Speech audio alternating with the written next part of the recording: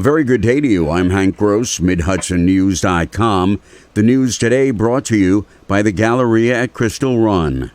Democratic former state Senator Jen Metzger of Rosendale has been named to the Cannabis Control Board by Senate Majority Leader Andrea Stewart-Cousins. Stewart-Cousins says that Metzger is a time-tested public servant whose skills will be crucial in addressing the many aspects of the legislation and ensuring that New Yorkers have the fair and equitable adult-use marijuana market they deserve. Metzger says New York is entering a new chapter with legalized adult-use marijuana that has been a long time in the making for the state.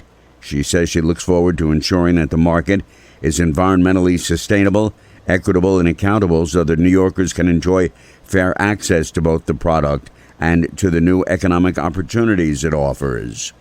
New York's new Lieutenant Governor, former State Senator Brian Benjamin from Harlem, was sworn in yesterday and immediately tasked by Governor Kathy Hochul with working on three pressing issues. Benjamin will work to convince more people to get vaccinated against COVID-19. We can't just have more commercials. We can't just sort of keep screaming at people. We've got to sit down with people. We've got to talk to them. We've got to understand their perspective. We have to deal with some of the distrust. Benjamin will also play a role in making sure renters, small landlords, and workers who've been struggling because of COVID receive financial support. The city of Kingston has been awarded $27,000 from the State Office of Parks, Recreation, and Historic Preservation to support a survey of the Wilbur and Punchaki neighborhoods. The Historic Preservation Fund's Certified Local Government Grant Award will help fund the surveys of the Wilbur and Punchaki neighborhoods, which will advance the city's historic preservation efforts and will result in a determination of eligibility of new potential local landmarks, as well as the state and national register designations. Mayor Stephen Noble says the project will focus on two overlooked neighborhoods, both of which occupy major roles in Kingston's history. He said this also aligns with the Kingston 2025 comprehensive plan to further preservation of the city's historic and architectural resources. More news right after this.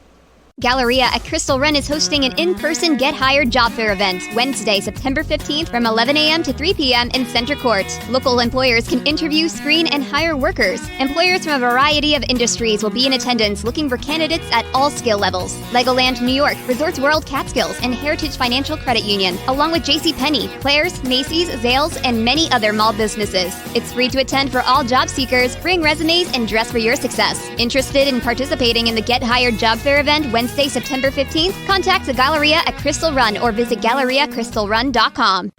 Dutchess County Executive Mark Molinaro announced that to assist residents and businesses in the wake of Hurricane Ida, the county's Department of Emergency Response is collecting information through an online portal for residents and businesses who have experienced damage or loss associated with the storm, which impacted Dutchess County earlier this month. The village of Monticello and town of Thompson held a virtual public meeting last night to gather input on the potential projects for their upcoming joint application for the fifth round of the state's Downtown Revitalization Initiative funding. This round could award potentially $20 million to a single community or a split of $10 million between two. Sullivan County officials presented a number of projects that could be covered under the DRI funding and took a live poll of which projects residents and locals believed were the best and the most promising. Sullivan County Commissioner of Planning Freda Eisenberg said that the number of potential projects between the two municipalities put them in a good standing for being awarded the DRI funding.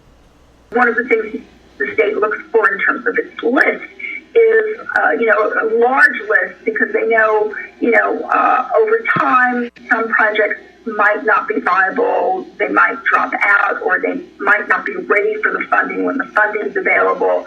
So they're looking for a list of, between 15 and 20 projects. According to the public poll, the project with the most community support was the Broadway Theater project. I'm Hank Gross, Mid-HudsonNews.com. The news today brought to you by the Galleria at Crystal Run.